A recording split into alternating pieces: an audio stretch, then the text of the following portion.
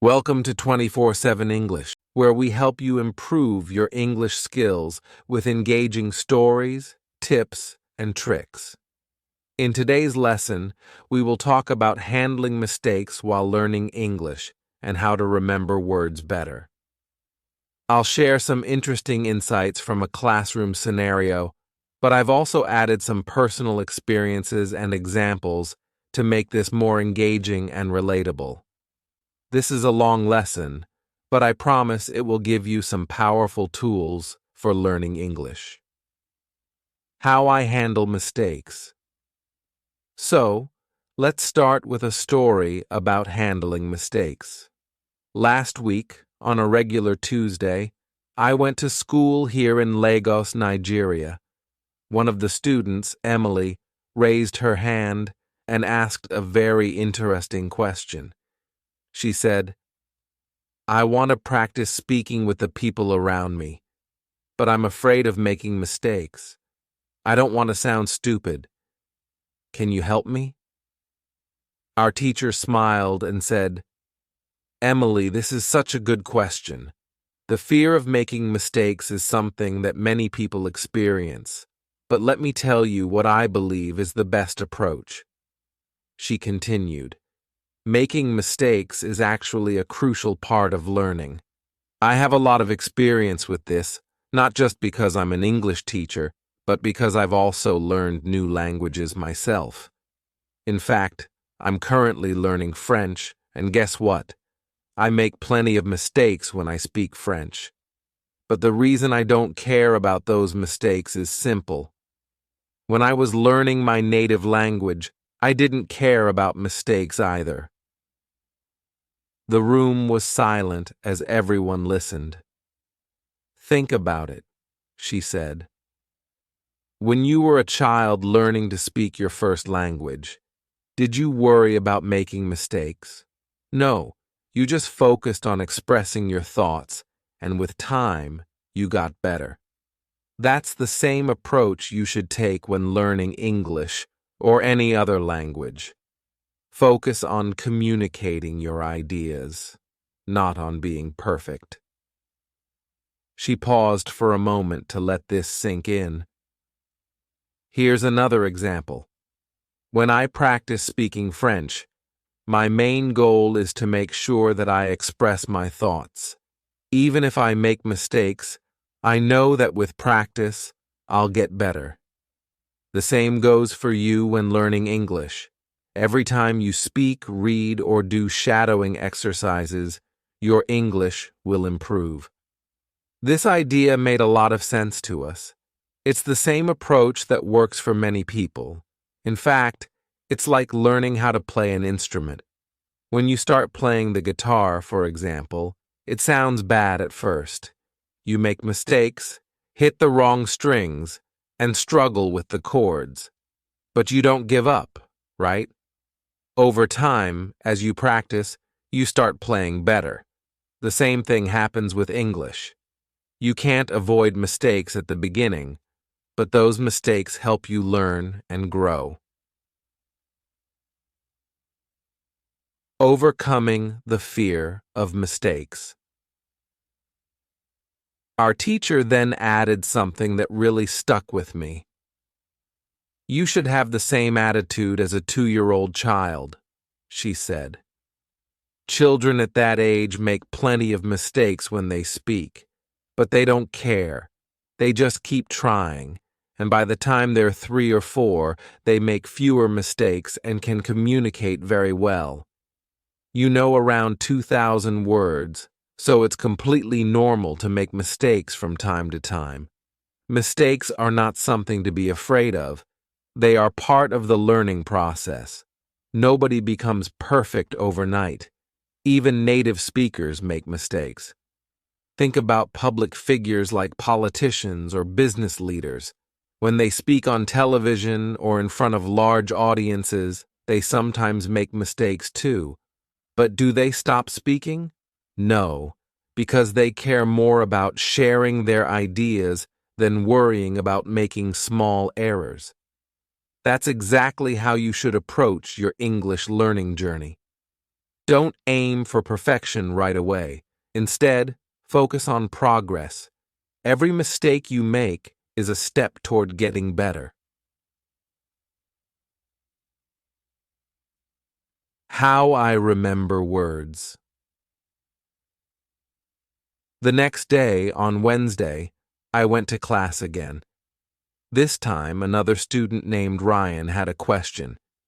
He said, "I've started reading more, and I feel like it's helping with my grammar, but I'm having trouble remembering new words. I look them up in the dictionary, but sometimes, when I see the same word again, I forget its meaning. Can you help me?" Our teacher nodded and said, "Ryan, that's a common problem, and it's completely normal. When we learn new words, our brain needs to go through several stages before we can remember them well." She explained that there are 5 phases when learning new words. 1. Phase 1. This is when you see or hear a new word for the first time. You don't know its meaning, so you look it up in the dictionary. 2. Phase 2. You see the word again, but you still don't remember its meaning clearly. You look it up again. 3. Phase 3. The next time you see the word, you have an idea of what it might mean. You might recognize it as a verb or noun, but you're not 100% sure. 4. Phase 4. At this point, you know the meaning of the word when you see it, but you can't yet use it in conversation. This is called passive vocabulary. 5. Phase 5. Finally, you reach the stage where you can actively use the word when you speak. It becomes part of your active vocabulary. Ryan seemed relieved to hear this. "So, it's okay if I don't remember a word right away?" he asked. "Absolutely," our teacher replied. "It's all part of the process. You need to see or hear the word several times before it becomes a part of your everyday vocabulary. Don't feel bad if you have to look it up multiple times. Each time you do, you're getting closer to mastering it." How I improve my listening. On Thursday, we had another great discussion in class. One of the students, Lily, asked a question about improving her listening skills. She said, "I can read and write in English, but I struggle to understand people when they speak quickly. How can I improve my listening?" Our teacher smiled and said, "Lily, improving your listening skills is key to becoming fluent. Listening is a big part of communication because if you don't understand what others are saying, it's hard to respond."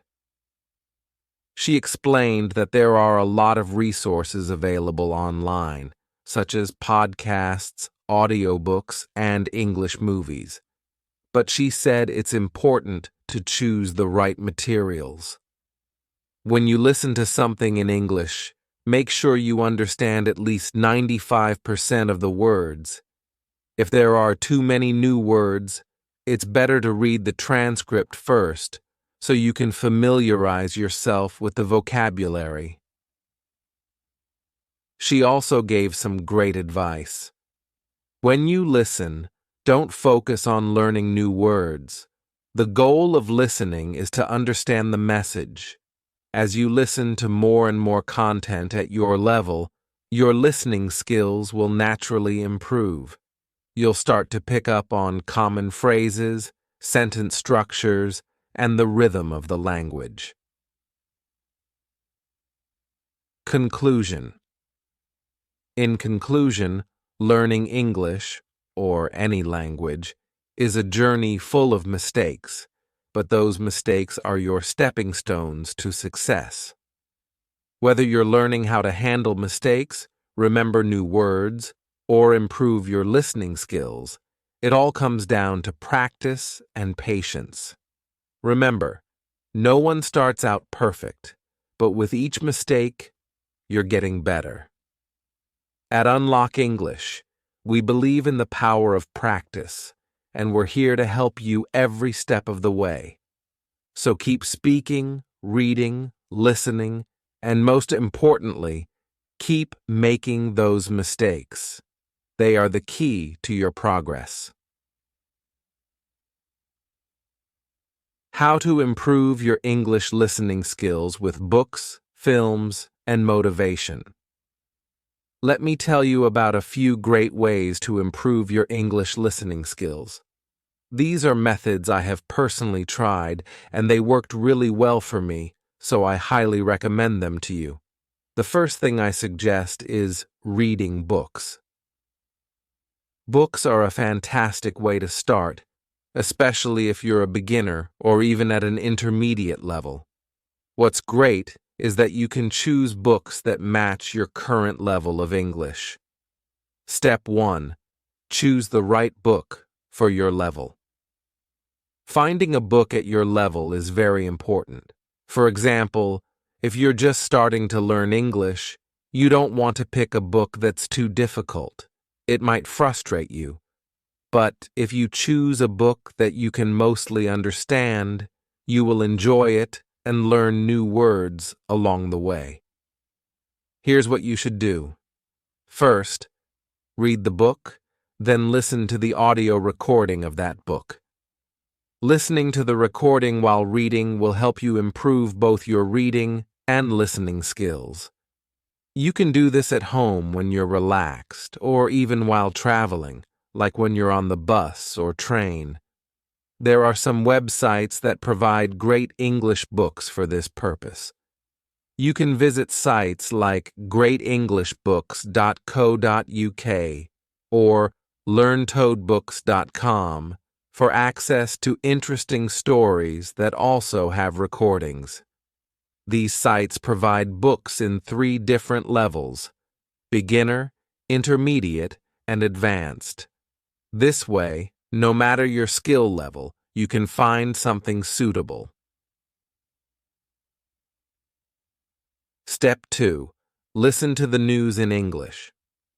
Another thing you can try is listening to the news in English. This can be really helpful because news stories often use everyday language, and you can hear how people really speak. There's a website called newsforeveryone.com that provides news stories in simple English. Just like the books, they offer news at different levels of English. Whether you're just starting out or already know 2,000 words in English, you can find something that suits you.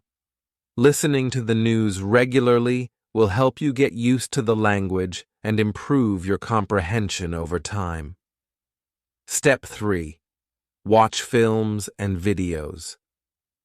Apart from books and the news, films and videos are excellent resources for improving your listening skills. When you have learned around 2,000 words in English, you can start watching English films. Watching films is fun, and it's a great way to learn how people actually speak in real life. Here's what you should do. The first time you watch a film, turn on the subtitles. This way, you'll understand the story and learn some new words. After watching it with subtitles, try watching the same film again without them. Each time you watch the film, you will understand a little bit more.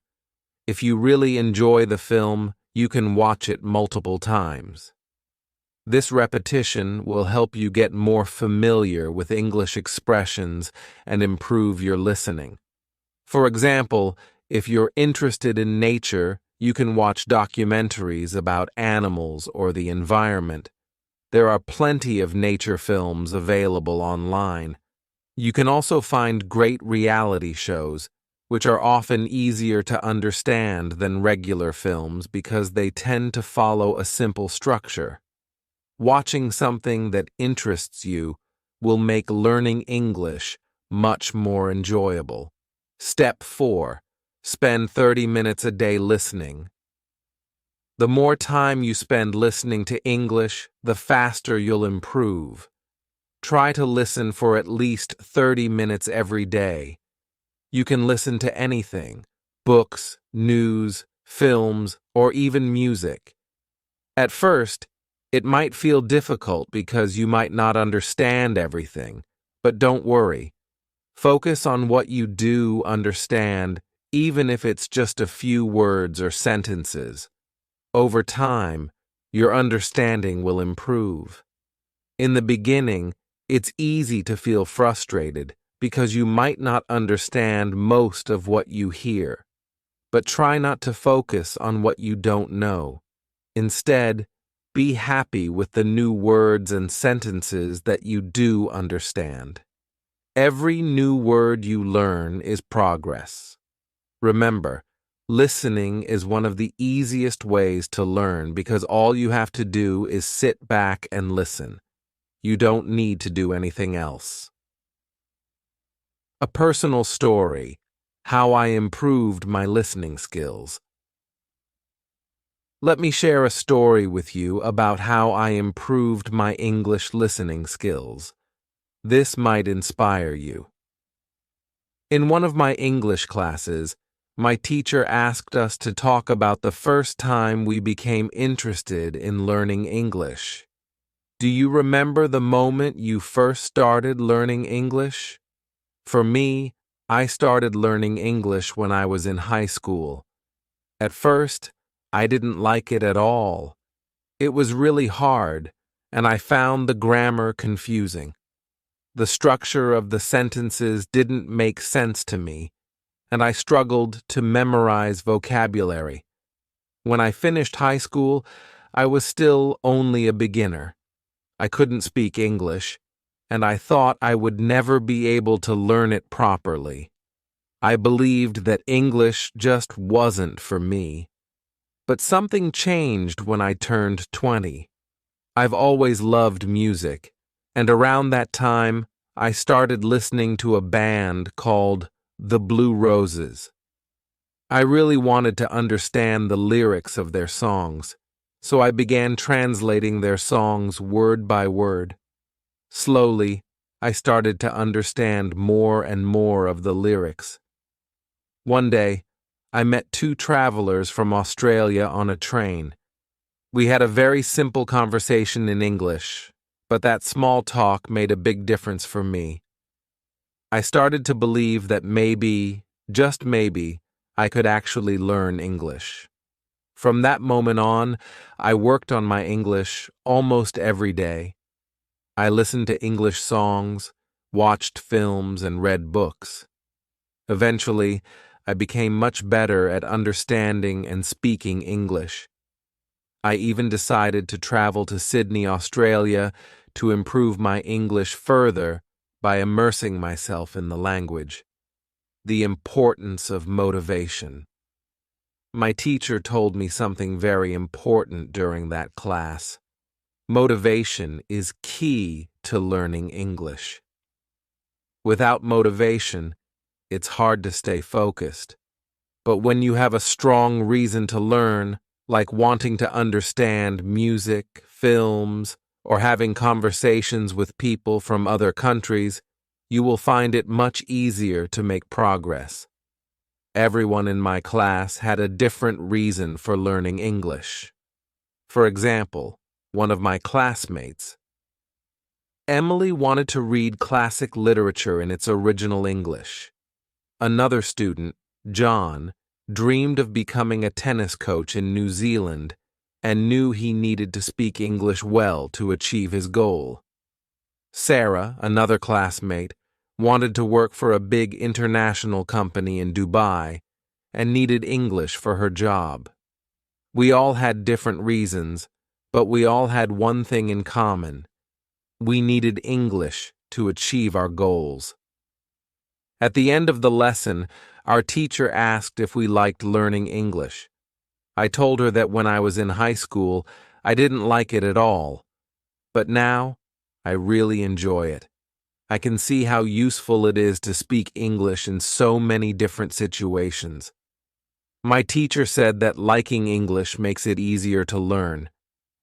If you enjoy English music, films, or culture, it becomes easier to spend time learning the language.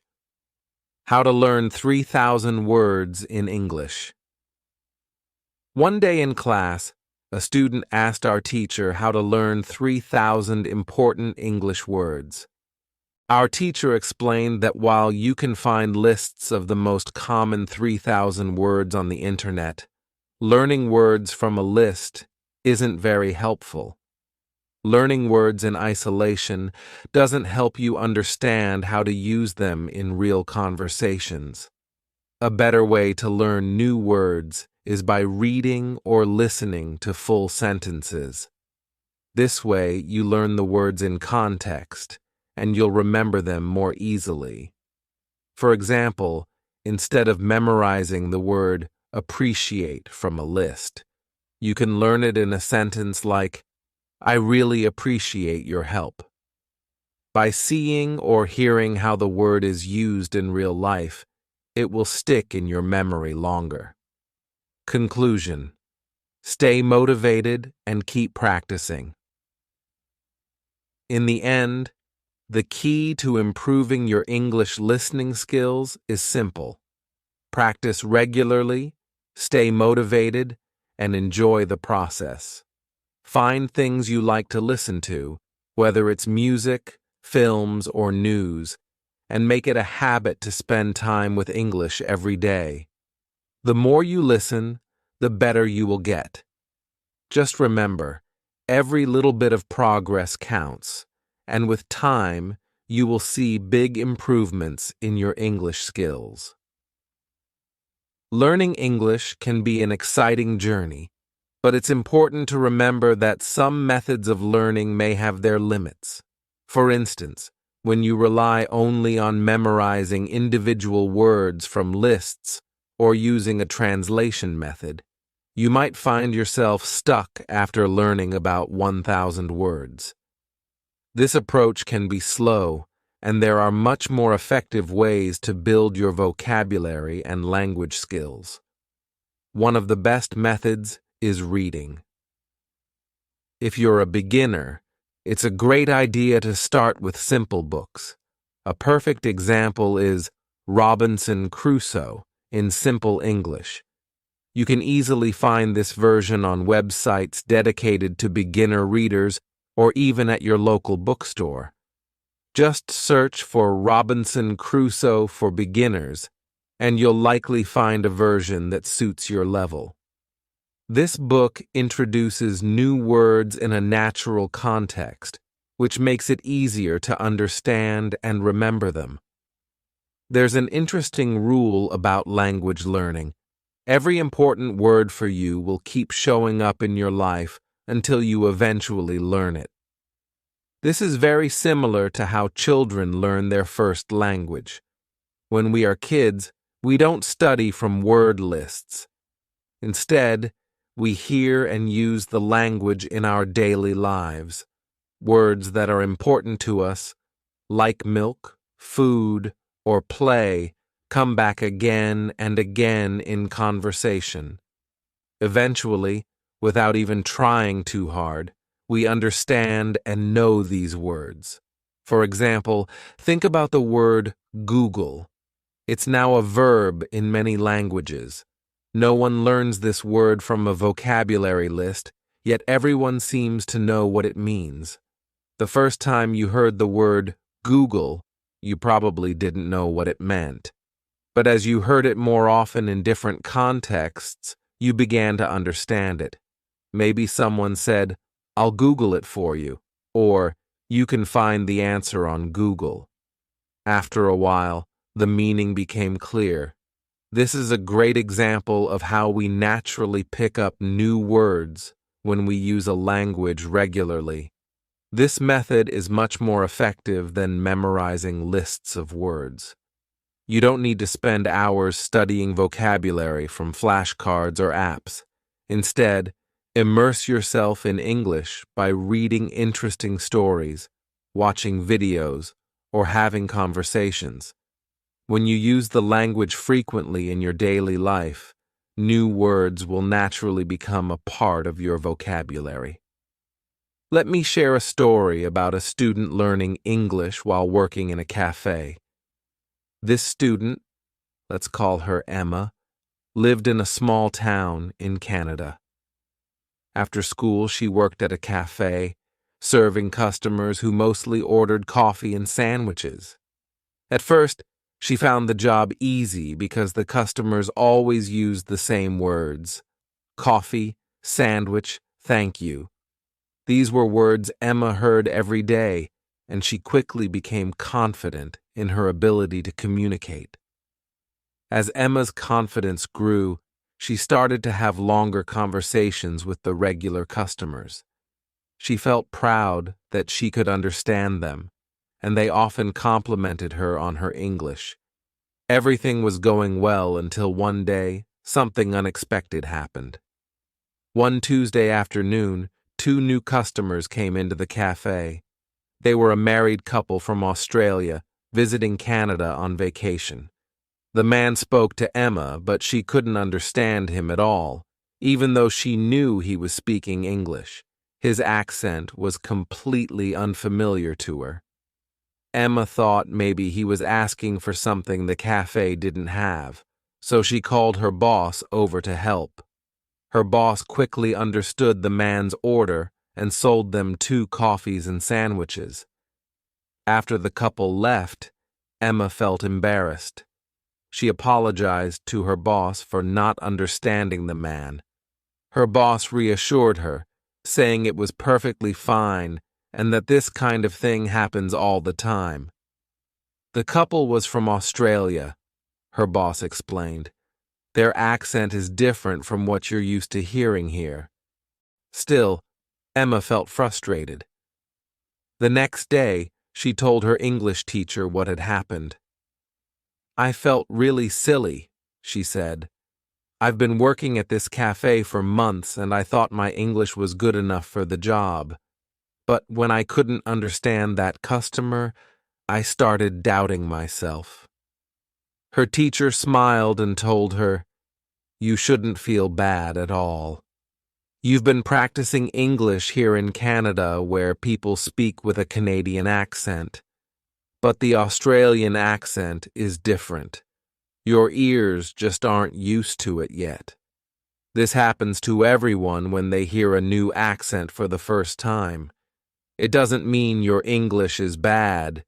You just need to give yourself time to adjust."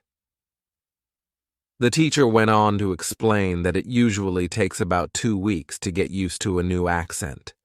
She suggested that Emma watch movies or TV shows from Australia. "This will help you train your ears," she said.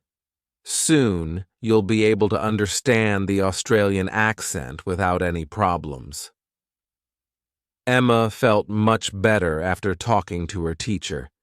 She decided to follow the advice and started watching Australian sitcoms after work. Slowly but surely, she noticed that she was beginning to understand the characters' accents more easily. A few days later, something similar happened at the cafe. This time, 2 women from Italy came in. Their English was very basic, and Emma could tell they were struggling to communicate. Her boss, who was serving them, quickly adapted her language to make the conversation easier. Instead of using long, complex sentences, she spoke in short phrases like 2 coffees and anything else. She even pointed to the items on the menu to help the women understand. Emma was impressed. After the customers left, she told her boss, "It was amazing how you changed your English so they could understand you." Her boss smiled and said, "It's important to make everyone feel comfortable, no matter how well they speak English. If they feel like they can communicate here, they'll keep coming back." Emma realized that language is not just about speaking perfectly. It's about communication, making sure that both sides understand each other, no matter the level of fluency. She admired how her boss had adapted to the situation, and she decided to do the same in the future. By listening more carefully, adapting her speech, and being patient, Emma became better at her job and more confident in her English skills. In the end, the key to learning English, or any language, is to use it as much as possible. Don't rely too much on word lists or flashcards. Instead, read books, watch movies, and have conversations with people. Each time you encounter a new word or a different accent, you're training your brain to understand more of the language. With enough practice, you'll keep improving. You'll soon find yourself becoming more fluent and confident, just like Emma. Thank you so much for watching this video. I hope you found it helpful and learned something new. Remember, practice makes perfect, and the more you immerse yourself in English, the better you'll get. If you enjoyed this story and want to keep improving your English with more tips, lessons, and stories like this, please hit the subscribe button and turn on notifications so you never miss a video. Also, don't forget to like the video and share it with your friends, family, or anyone else who wants to learn English. Together, we can help more people become confident English speakers. See you in the next video.